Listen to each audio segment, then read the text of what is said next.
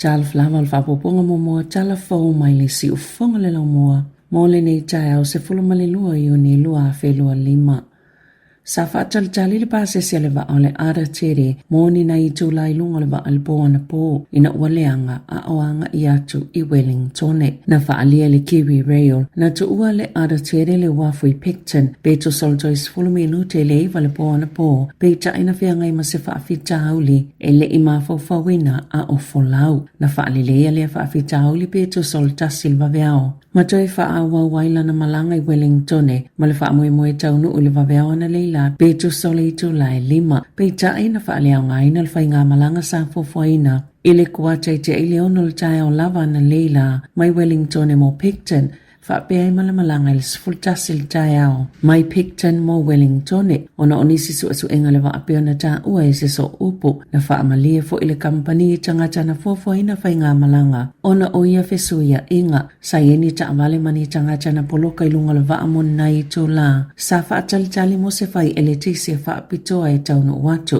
o le tala le pulenga lau au nanga ile taimi sa va aia le tanga ta malanga na yai mo fuafua e ave isi fai nga malanga pe atau lai le wafu o le masino a perila na a fie fo se vaenga le tise ilunga le ara tere ma le fa taunu uinai foi se tasiona fai nga malanga.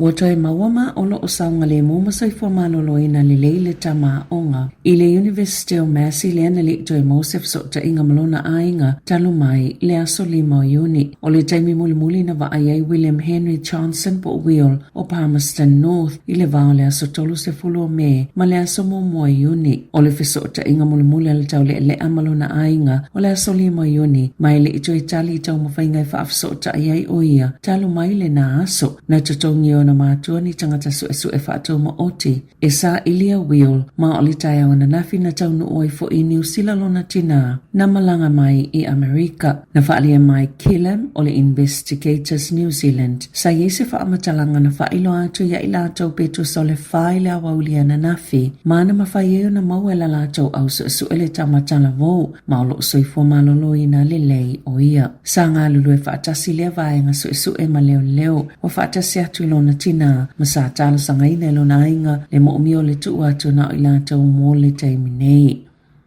Wa whaalawilo al whaltupe whaaleo se whina o mai whaatatau ina vai ngā tupe na mafoena whaamawai whaafose I le kovana o Adrian Orr. E yeni pe po whaamatalanga na whaalawilo al whaltupe la lolo la fono o le Official Information Act. O lo whaalia na whinau o ele Minister o tupe Nicola Willis ele o lava vai ngā tupe mo le isili matau sanga o lo manai. E se pepa o whaamatalanga na whaeloa ina whaatasel tupe whaaleo na ta wai se so upu sa manino le tau whaai ui unga o Februari na nau le komiti whaatono sa taita ifono ai Neil Quigley e talia se vai ngā tupe la ititi ifo lea sa manatu oa o se vai ngā tupe o lo o mo miaina sa le fifiai oa ma manatu i leono a whaina ma whaaleanga ina so o tanga male nofo vāle leile ngā luenga. Mai oai ina whaia se whai unga lava ia oa e whaapea waia au sia mea umailona tofinga o le kovana o le whaltupe whaaleo leo ma ua le mawhaia na tue whaawau I lea matata ma le lava o tupe. Nei lo leo whainga sa manatu e tala whea ngai mo le whaala potupotonga. Sa whai umalo ia I tu e lua e whaatala noi se mali lianga ma tu ua whaafose ia I oa le ngā luenga. O le solima o mati na whaamawai whaafose iai ai le mai a tausanga e tolu o tutoiola na ngā luenga mō tausanga e 5 pe ona lipati ai I le te o New Zealand.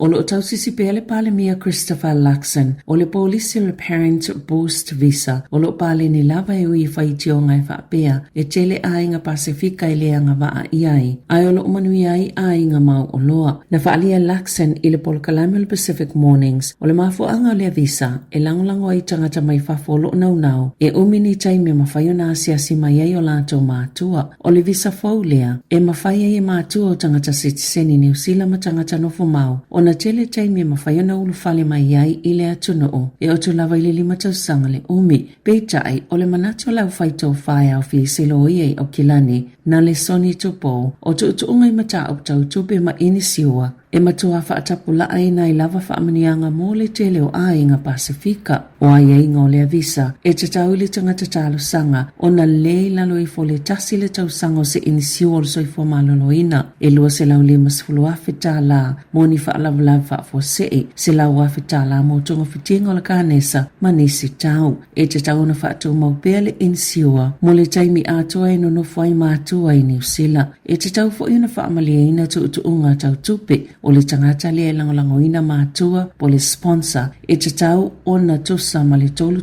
tala, lima ona sene le tu lalo na tutongi, ai o mātua. E te tau ona tolu sifululu afe ona se lau sifultasi tala alua valu sene ana tupe maua, po o le te tau lea ona iai ni ala tau lava tupe, e se lau ona sifulu afe tala pe afa ye tasi. Po le lua se lau lima sifulu afe tala pe ato alua, po le couple, na sau noa tupo, o nei tapula a matu unga, e matua le au sia lava, e le tele o tangata Pasifika. Ita alonga, o whaalia ili po tele le teo New Zealand, e to lima tama o ngai vasenga se fulufa, pe ua mātutua atu foi, o lo ile aulakapi a le first 15 a le kolisia tama I Marlborough, ile nei ta amilosanga, wa langalanga aia tungalunga o nisi, ile le mulmulta ia o aia inga o le tauvanga, o le Miles Toyota Premiership. O tamaitia, e toi foi atu, ma atoa ile ono o tausanga ile kolisi po a onga maua lulunga, ona o taalonga, na whaalia se tasi o mātua, e to tele tangata I blenim, e le o fie I le whainga. E iei tangata o lo fie ona ua mawhai e Marlborough ona fie nau ma onga te tele a kalai e stete, ma whaafai ina le awal kolisia na le soni. Peitai, o le awala o lo lātou au sia I le tūlanga, e matua fisilingi a lava I lona mawhau. O lo fie nau atu fo ile whaia onga le first 15 a le kolisia tama Marlborough, o tonga tau moe folau, ona atua inga I whaapea I le o pāleni le malai ta alo, ma ia fisilingi a ile mawho anga o manato tangata ia fina watu.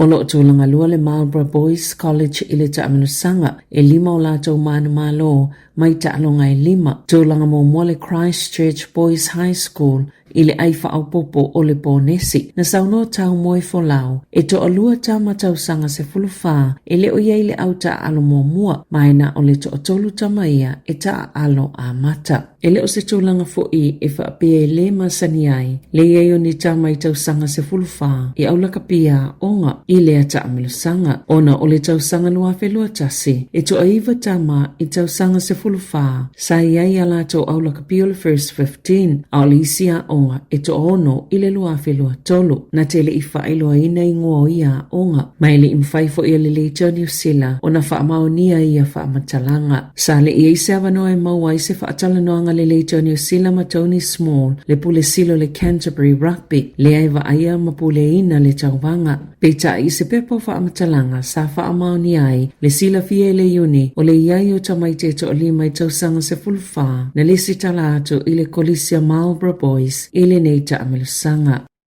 Sa manumalo le manusina sa moile awatonga I la lato ta alonga mumol ta amilusanga o le Oceania Women's Rugby Championship I singa toka I fiti le asolua ayol ta alonga onus fulfa le manusina I le se fulfa atonga na whaalia le kapiteni ma sui mata ma li I tawasa pa waraisa ina umai al ta alonga o se amatanga le leitele ai mese o tamaita I fuwito o fitu ia na ta aloai na ta oga le kapiteni wanofu ta pena nei mo le ta alonga ma fiti. O le stalonga na whaia ina I tonga ia fiti lima iwa ilis fulu lima, ma o le asa ili po o aio awi e lua le ave ma siampini o le lua afe lua lima, o fiti o lo ia le siampini I le taimi nei. O lo ofa awa pia ta penanga lau soka tamaita I Samoa lalo ta isfulfitu tau sanga le mātutua o wale ipo lalangi le FIFA le Under 17 Women's World Cup. O lo iei whaata Samoa le puluti ma au malolose peo kānata wharani ma Nigeria. O se tala whaasolpito le nei mo Samoa. Ona o se au mo mua le Pasifika ua o se whaatumutumunga o ta alonga soka lalangi. O le lele o la lātou tau mawhainga le tau vanga le Oceania. Isu enga siampine tamaita I lalo ta isfulona tau sanga. Lena o lato mawai lea vanua, leipo lalangi tomaita I lalo ta isfulfitu tau sanga le mātutua, na whaalia le whaia onga, Yuan Chang Uria, o le ato iese tasito laua pinga I le United States el masina nei, o le aie manisi ta alonga I tāpena I le awa Samoa, a o le imalanga atu I Morocco, loko mo le ipola langi le masino o ke topa. Sa whailo le mita mitol to mai tai Sāmoa James Sarai Bearman le ulua ipole sili mo le whaala potuputonga soka to mai tai o le FIFA ona o le mawa ai o le ofi ato se awa Samoa a mai se lona mita i le ola o le taalonga wa yei nei te tono Samoa. O toi saini Caleb Clark lua ona tau sanga le matua i le iuni la kapia New Zealand mo le isi lua tau sanga i o atu lava i le ipola langi lua afe lua fitu. O Februari na i o ai Clark le au tawa le whaatamala ma le tui leo au te iti ilana wilafi o kilani tau sanga taluai. Safa iloa lona nganga whaangai e tia i le iuni la kapia New Zealand whaapea ma le Blues. Tala fau ia ma le siufonga le lau mua mo le nei tae au.